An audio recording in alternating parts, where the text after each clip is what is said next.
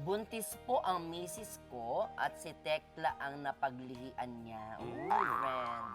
Ang tanong ko po, dapat ba akong matuwa o matakot? Sana po ay hindi plastic ang inyong sagot. Ayan. Matakot ba siya o matuwa na ang pinaglilihian daw ng misis niya ay si Tekla? Bakit si Tekla? Oo, yun din ang Yun tanong. ang Ako may tanong din ako sa kanya. Pwede naman si Bumbay. Oo. Oo.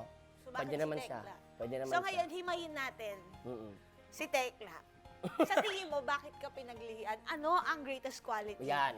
ni Tekla? Kasi ako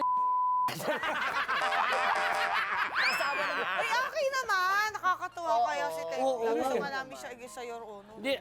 Oo, go. Matalino, Aray, go. kalbo, pero hindi. Oo. Siyang may in-between. Tsaka hindi naman Always. ibig sabihin pag pinaglihian mo, Oo, yun yun din na. yung 100% na lalabas. It's either yung Oo. mata mo yung Oo. makukuha Or niya. talent. At saka Yung wala talent. namang scientific ano yan. Yes, Oh, di ba? explanation. Oo.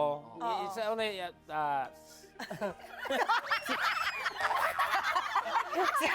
Serious ka na naman.